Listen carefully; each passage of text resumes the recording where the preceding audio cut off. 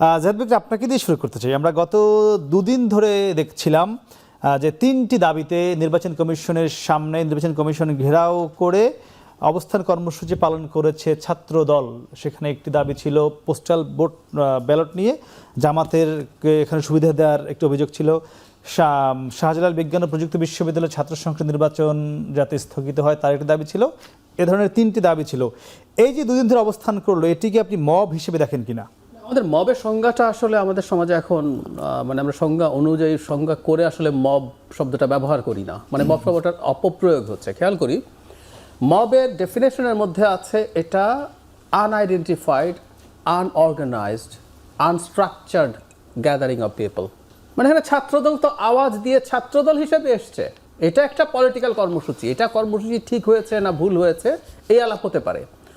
Mob হচ্ছে যেমন আমাদের একসময় যে মবগুলো ছিল, যে একজন ছিনতাইকারীকে কেউ ধরে ফেলতে পারলো, কেউ ডাকেনি, মানুষ একত্র হয়ে যাচ্ছে, এসে তারা বেশিরভাগ ক্ষেত্রে বিশৃঙ্খল কাজ করে, অ্যানার্কিস্ট কাজ করে, সেটা হচ্ছে ব্যাপার।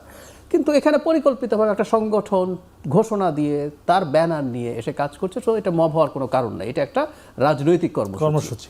এখন যে প্রশ্নটা উঠেছে যে একটা সাংবিধানিক প্রতিষ্ঠানকে এই চাপ দেওয়াটা তাদের জায়গা থেকে ঠিক হয়েছে কি বেঠিক হয়েছে সেটা পরবর্তী আলোচনা, সেটা মব কোনোভাবেই না। পরবর্তী আলোচনা কি বলে, ঠিক হয়েছে না বেঠিক হয়েছে, এটা তাদের বিবেচনা। এখন যদি আমরা খেয়াল করি, রাজনৈতিক কর্মসূচি যেভাবে হচ্ছে, যা হচ্ছে, রাজনৈতিক বক্তব্য যা হচ্ছে, আমি এখন এটা বুঝি নির্বাচনকে সামনে রেখে প্রত্যেকটা রাজনৈতিক দল, সেটা মুখে হোক, সেটা তাদের সাক্ষাতের মাধ্যমে হোক, অথবা কখনো কখনো এই ধরনের তাদের পরিকল্পিত কর্মসূচির মাধ্যমে হোক, নির্বাচন কমিশনকে আসলে তারা চাপে রাখতে চায়। চাপে রাখার চেষ্টা বা বক্তব্যের মানে এই না যে নির্বাচন কমিশন খুব খারাপ করছে। তারা এই কারণে এটা করতে চায় যাতে নির্বাচন সামনে রেখে নির্বাচন কমিশন অন্তত তাদের প্রতি নেগেটিভ না হয়ে যায়। সবাই করছে কম বেশি। এনসিপি বলছে নির্বাচনে থাকবো কিনা, তারা তাদের জায়গা থেকে বক্তব্য দিচ্ছে। ইভেন জামায়াতের প্রতিনিধি দল প্রধান উপদেষ্টাকে গিয়ে নির্বাচন কমিশনের নামে এক ধরনের নালিশ করে এসছে।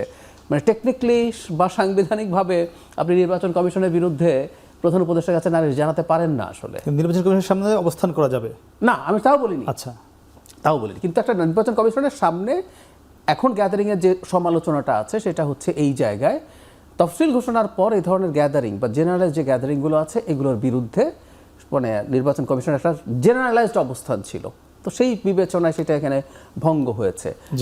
এটা আমি ওইভাবেই দেখতে চাই যে তারা আসলে চাপ প্রয়োগের পথে সবাই হাঁটছে। একদমই।